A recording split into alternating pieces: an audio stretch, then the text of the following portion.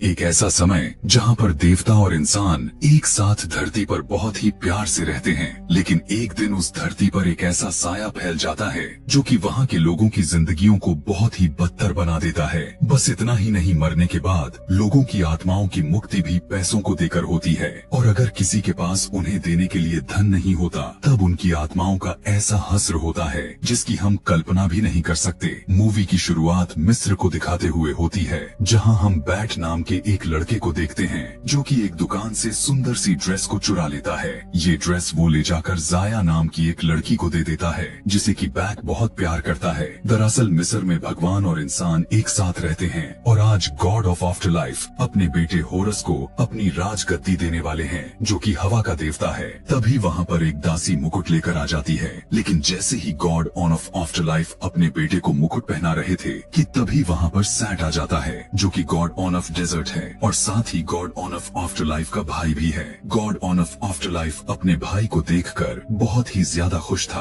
कि तभी वो होरस के लिए एक तोहफे के तौर पर शंख लाया था। सैट उसे शंख बजाने के लिए कहता है। जैसे ही होरस ने वो शंख बजाया, वहाँ पर सैट के सिपाही आ जाते हैं। दरअसल सैट का इरादा इस राजपाट को चुराना था। ये बात गॉड ऑफ आफ्टर लाइफ को अच्छी नहीं लगती, लेकिन सैट अपने भाई को ही मार देता है। ये देखकर होरस को भी गुस्सा आ गया और वो अपने देवता के रूप में आकर सैट से लड़ने जाता है, लेकिन सैट उसे धोखे से बहुत ही ज्यादा जख्मी कर देता है और इसी मौके का फायदा उठाकर वो होरस की दोनों आंखें भी निकाल लेता है। सैट उसे मारने ही वाला था, पर प्यार की देवता हाथोर उसे रोक लेती है। सैट वहाँ पर आए सभी लोगों को चेतावनी देता है कि या तो तुम मेरे आगे झुक जाओ, नहीं तो तुम सभी मारे जाओगे। ये सुनकर सभी देवता और इंसान सैट के आगे अपना सर झुका लेते हैं। इसके बाद हमें मिस्र को दिखाया जाता है जहाँ पर इंसानों का बिल्कुल जानवरों जैसा हाल हो गया है। फिर हम जाया को देखते हैं और वो भी मिस्र के सबसे बड़े निर्माणकर्ता की गुलाम है।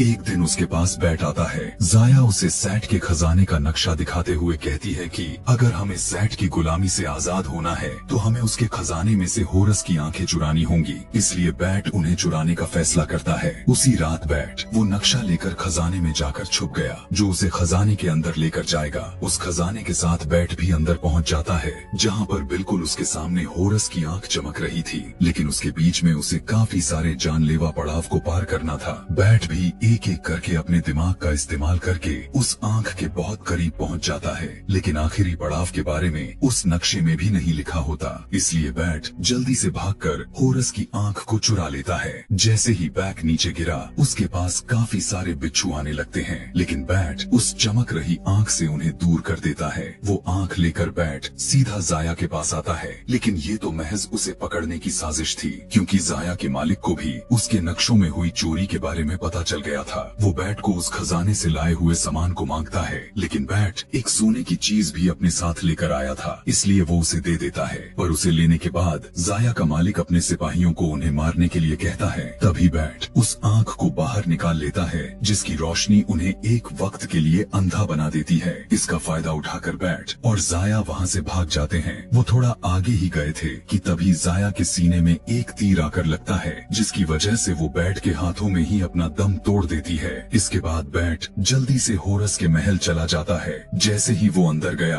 होरस समझ जाता है कि इस इंसान के पास उसकी आंख है। वो बैट से उसकी आंख मांगता है, लेकिन बैट उसे कहता है कि मैं तुम्हें तुम्हारी आंख दे दूंगा, लेकिन पहले तुम्हें मेरे प्यार को जिंदा करना होगा। होरस को ये सुनकर काफी गुस्सा आ जाता है, क्योंकि एक आम इंसान उसके साथ सौदा कर रहा था। वो बैट पर हमला कर देता है, पर बैट को वो छू भी नहीं पाता। हार मानकर होरस बैट की बात को मान जाता है, लेकिन जैसे ही होरस ने जाया की हालत को देखा, वो उसे जिंदा नहीं कर पाता। तभी वहाँ पर मौत का देवता आकर जाया के शरीर से उसकी आत्मा को निकाल लेता है। अब क्योंकि पुनर्जन्म के लिए जाया को उसे कुछ सोना देना होगा, लेकिन उसके पास देने के लिए कुछ भी नहीं होता, इसलिए वो मौत का देवता उसे अपनी दुनिया में ले जाता है। ये देखकर बैट गुस्सा हो जाता है और होरस को धमकी देते हुए कहता है कि मैं तुम्हें ये आंख नहीं दूंगा। पर तभी होरस भी उसे पकड़ लेता है, जिससे कि उसे वो आंख होरस को देनी ही पड़ती है। होरस बैट से दूसरी आंख की की भी मांग करता है, जिस पर बैट कहता है कि तुम्हारी दूसरी आंख सैट के पिरामिड में है, जहाँ पर उस कुंड में सैट की सारी शक्तियाँ भी हैं, पर मैं तुम्हें तुम्हारी आंख तक लेकर जा सकता हूँ। तभी होरस भी उसे कहता है कि अगर मेरी आंख मुझे मिल गई तो मैं राजा बनने के बाद तुम्हारे प्यार को फिर से जिंदा कर दूंगा। उधर सैट को भी पता चल जाता है कि उसके खजाने से होरस की आंख चोरी हो गई है, इसलिए वो जल्दी से होरस के महल में चला गया, जहाँ पर उसे होरस तो नहीं बल्कि वहाँ पर छुपाई हुई जाया का शरीर मिल जाता है। फिर से हमें होरस को दिखाया जाता है जो कि बैट को लेकर एक पहाड़ी पर अपने दादा जो कि सूरज देवता हैं उनसे मदद मांगने के लिए आ जाता है। होरस वहाँ पर बने बहुत ही बड़े रिंग में बैठकर सूरज देवता से उसकी मदद की गुहार लगाता है और तभी उसके पास उसकी शक्तियाँ आ जाती हैं। फिर होरस बैट को लेकर सूरज देवता के पास चला गया। दरअसल वो वहाँ पर एक तरह का पानी लेने के लिए गया था, जिससे कि वो सैट के पिरामिड वाला अग्नि कुंड बुझा सके, जिसके साथ उसकी शक्तियाँ भी चली जाएंगी। तभी वहाँ पर अंधेरे का शैतान हमला करने के लिए आ जाता है, लेकिन सूरज देवता उसे अपनी शक्तियों से फिर से शांत कर देते हैं। उससे लड़ने के बाद सूरज देवता भी होरस को वो जादुई पानी लेने की इजाजत दे देता है। होरस और बैट वो जादुई पानी लेकर फिर से धरती पर आ गए, लेकिन जैसे ही वो धरती के पास पहुँचे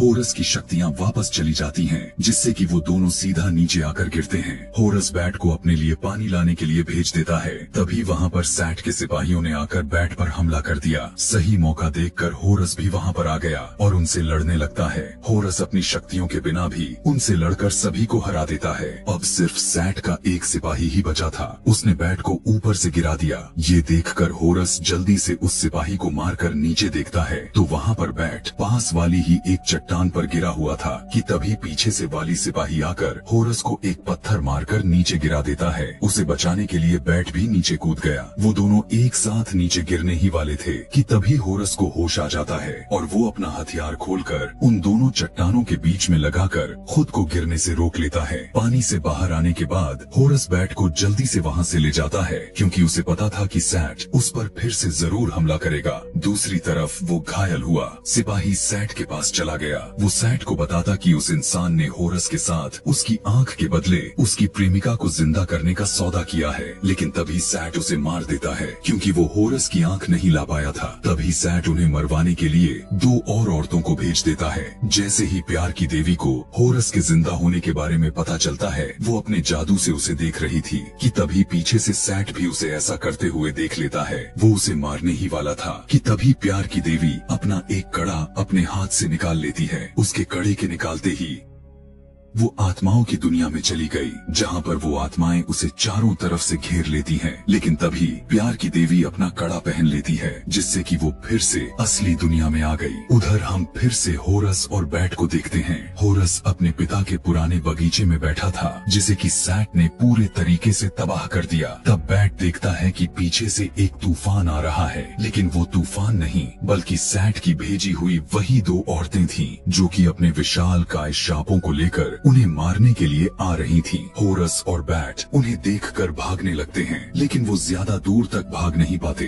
और इतने में ही वो सांप उन दोनों पर हमला करने लगते हैं। उनसे बचने के लिए दोनों नीचे बनी दीवारों के पीछे छुप गए और दोनों मिलकर प्लान बनाते हैं। वो दोनों मिलकर एक सांप को तो उस छोटी से नीचे गिराने में कामयाब हो गए, लेकिन जब वो दूसरे सांप को मारने का प्लान बना रहे थे कि तभी वहाँ पर प्यार की देवी भी आ जाती है। वो उस सांप को अपने वश में करके उसे खुद को ही जलाने का हुक्म देती है, जिससे कि वो सांप वहीं पर जलकर मारा जाता है। इसके बाद सभी लोग सही सलामत एक दूसरी जगह पर आ जाते हैं। उस वक्त बैक प्यार की देवी को बताता है कि मैं और होरस मिलकर सैट के पिरामिड में जाकर उसके कुंड में लगी आग को बुझा देंगे, जिसके बाद सैट मारा जाएगा। तभी प्यार की देवी बोलती है कि इसमें काफी खतरा है, क्योंकि वहाँ पर एक बहुत बड़ा दानव भी होगा और अगर तुमने उसकी पहेली का जवाब नहीं दिया तो वो तुम्हें मार देगा। ये सुनकर वो सभी प्लान बनाते हैं कि वो सभी टोतह के पास जाएंगे, जो कि दिमाग का देवता है, और उसकी मदद लेकर उस दानव की पहेली का सही से जवाब देंगे। इसके बाद सभी टोतह के कीले की तरफ जाने लगते हैं। जाते वक्त प्यार की देवी बैग को पानी लाने के लिए उसे अपने वश में करने की कोशिश करती है, लेकिन वो उसे अपने वश में नहीं कर पाती। दरअसल वो उन्हीं लोगों को अपने वश में कर पाती है जिन्होंने कभी प्यार न किया हो। वो बैट से उसके प्यार का नाम पूछती है। बैट उसे बताता है कि उसका नाम जाया है, जो कि अब इस दुनिया में नहीं है, लेकिन होरस ने मुझे वादा किया है कि वो उसके राजा बनने मरने के बाद उसे फिर से जिंदा कर देगा। इसके थोड़ी ही देर बाद वो सभी टोतह के पास पहुंच जाते हैं। होरस टोतह को अपने साथ चलने के लिए कहता है, लेकिन टोतह उसके साथ जाने के लिए बिल्कुल भी सहमत नहीं था। ये देखकर बैट जल्दी से होरस के पास आकर कहता है कि मैं तुम्हारे साथ जाकर उस दानव के सवाल का जवाब दूंगा और उसे कहूंगा कि टोतह तुम्हारे सवालों से डरता है। ऐसा सुनकर टोतह को अपनी इज्जत बचाने के लिए उनके साथ जाना पड़ता है। जाते वक्त प्यार की देवी होरस को बोलती है कि तुमने बैट को झूठ बोलकर अच्छा नहीं किया, क्योंकि तुम तो एक भगवान हो और एक भगवान किसी भी मरे हुए इंसान को वापस नहीं ला सकता। ये सुनकर होरस कहता है कि अगर हमने उसकी मदद नहीं ली तो हम सब मारे जाएंगे। इसके बाद चलते चलते उन्हें वहाँ से थोड़ा दूर सेट का पिरामिड दिख जाता है। वहाँ पर जाने से पहले सभी आराम करने का सोचते हैं। उस वक्त प्यार की देवी बैट को बताती है कि वो पहले आत्माओं को पुनर्जन्म के द्वार पर जाने में मदद करती थी और वो उसे अपने हाथ वाला कड़ा भी दिखाती है। प्यार की देवी उसे बताती है कि मुझे आत्माओं से आजाद करवाने के लिए होरस ने 42 शैतानों को मारा था, इसलिए इस कड़े में 42 हीरे जड़े हुए हैं। वो बैट को जाया से भी बात करवाती है। बैट जाया को कहता है कि मैं तुम्हें जल्द ही यहाँ से आजाद करा दूंगा। इसके बाद सभी सेट के पिरामिड तक पहुँच जाते हैं, जिसकी दीवारें बहुत ही ज्यादा हिल रही थी। बैट सबको बताता है कि सबसे पहले वो अंदर जाकर वहाँ पर एक घूम रहे पहिए को रोक देगा, जिससे कि ये दीवारें भी हिलना बंद हो जाएगी। फिर बैट अपनी जान की बाजी लगाकर मौका देखकर अंदर कूद जाता है। अंदर जाकर वो अपने सामने उस घूम रहे पहिए को देखता है और तेजी से उसकी तरफ भागने लगता है। बैट बस आखिरी मौके पर नीचे गिरने ही वाला था, पर इतने में ही वो उस पहिए को रोक देता है, जिसकी वजह से वहाँ की दीवारें भी हिलना बंद कर देती हैं और सभी अंदर आ जाते हैं। वहाँ से होते हुए सभी उस दानव के पास पहुँच गए। वो दानव उनसे पहेली पूछने लगता है। वो कहता है कि मैं नहीं था, पर मैं हमेशा रहूंगा। किसी ने मुझे नहीं देखा और ना देखेगा और हर जिंदा और सांस लेने वाले को मुझ पर भरोसा है। बताओ कौन हूँ मैं? टोतह इस पहेली का पहला जवाब गलत देता है। इस वजह से वो दानव होरस को बहुत ही जोर से मारता है, इसलिए टोतह उसे दूसरा जवाब देता है। वो भी बिल्कुल गलत था। ये सुनकर उस दानव को और भी ज्यादा गुस्सा आ जाता है, लेकिन जैसे ही उसने थोड़ा सोचकर तीसरा जवाब दिया, वो बिल्कुल सही होता है। इसलिए वो दानव फिर से शांत हो जाता है। जैसे ही वो सभी उस अग्निकुंड के पास गए, होरस और प्यार की देवी दोनों एक जाल में फंस जाते हैं। इतने में ही पीछे से सैट आकर टोतह का दिमाग निकाल लेता है, पर तभी बैट उस जादुई पानी को उठाकर चुपके से उस कुंड में डालने ही वाला था कि तभी सैट उसे रोक लेता है। सैट उसे बताता है कि होरस ने सिर्फ तुम्हारा फायदा उठाया है और वो बैट को बातों में लगाकर उससे वो पानी ले लेता है। फिर वो उस सारे पानी को जमीन पर गिराकर बर्बाद कर देता है और वहाँ से चला जाता है। उसके जाते ही वो पिरामिड नीचे गिरने लगा। तभी होरस भी अपनी पूरी ताकत लगाकर उस पिंजरे से बाहर आ गए और सभी उस पिरामिड के गिरने से पहले वहाँ से बाहर निकल जाते हैं। बैट होरस को कहता है कि मैंने तो तुम पर विश्वास किया था, लेकिन तुमने मुझसे अभी तक झूठ बोलते हुए आ रहे थे। उसी वक्त प्यार की देवी आत्माओं के देवता को वहाँ पर बुला लेती है, क्योंकि उसने फैसला कर लिया था कि वो अपने कड़े की कीमत से बैट के प्यार को बचाएगी। लेकिन होरस उसे ऐसा करने से मना करता है, पर तभी प्यार की देवी अपना कड़ा जैसे ही अपने हाथ से निकालती है, वो सारी आत्माएं उसे वहाँ से ले गई। बैट भी वो कड़ा लेकर उस आत्माओं के देवता के साथ चला जाता है। उधर हम जाया को देखते हैं, जिसकी अभी बारी आने ही वाली थी कि तभी वहाँ पर बैट भी उसे बचाने के लिए आ जाता है। दूसरी तरफ सैट भी अपने अंदर टोतह का दिमाग और होरस के पिता का दिल लगवा लेता है और होरस की आंख भी उसी के पास थी। इससे अब वो और भी ज्यादा शक्तिशाली हो गया था। इसके बाद वो सीधा अपने पिता सूरज के देवता के पास चला जाता है। आज सैट का गुस्सा फूट ही जाता है। वो अपने पिता को कहता है कि आपने हमेशा हम दोनों में भेदभाव किया है, क्योंकि मेरे भाई को तो अपने मिस्र दे दिया और मुझे उस गंदे तपते रेगिस्तान में छोड़ दिया। जिस पर उसके पिता कहते हैं कि मैंने ऐसा इसलिए किया क्योंकि तुम अपना इम्तिहान को पूरा नहीं कर पाए थे, लेकिन तुम्हारे भाई ने उसे पूरा कर लिया था। इसके बाद सैट को और भी ज्यादा गुस्सा आ जाता है और दोनों एक साथ भीड़ जाते हैं। लेकिन जैसे ही सूरज का देवता सैट के पास गया, वो उसे अपनी तलवार से मार देता है और खुद वो त्रिशूल ले लेता है, यानी कि अब उस अंधेरे के शैतान को रोकने वाला कोई भी नहीं था। उधर बैट जाया को उस कड़े को उन्हें अपने बदले में देने के लिए कहता है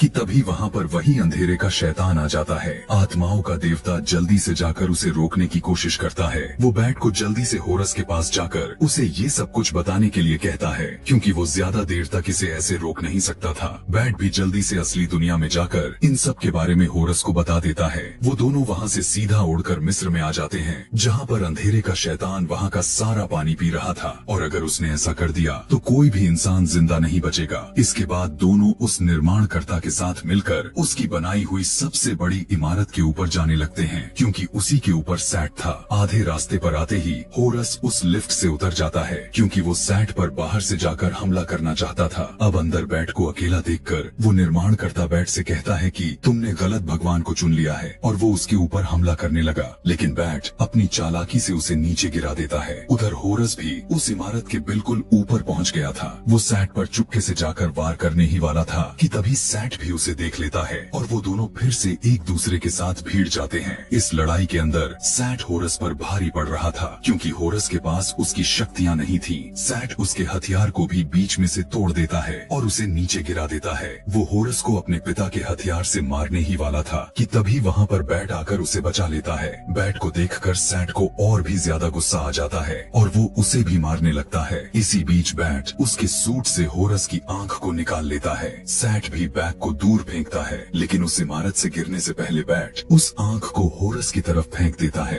लेकिन वो उस तक नहीं पहुंच पाती। इस वक्त होरस के पास दो रास्ते थे, या तो वो बैट को बचाए या फिर अपनी आंख को लेकर सैट से बदला ले। लेकिन होरस बैट को बचाने के लिए नीचे कूद जाता है। इसी के साथ उसकी शक्तियां भी वापस आ जाती हैं। दरअसल ऐसा इसलिए हुआ था क्योंकि उसने अब एक सच्चे राजा की तरह सोचा था, और इसी बात के बारे में उसके पिता भी उसे समझा रहे थे। लेकिन आज होरस को इसकी समझ आई थी। अब होरस बैट को एक सेफ जगह पर ले आता है। बैट का भी इस लड़ाई में चोट लगने के कारण काफी खून बह रहा था। उसे वहाँ पर छोड़कर होरस सैट के पास जाकर फिर से उसके साथ लड़ने लगा।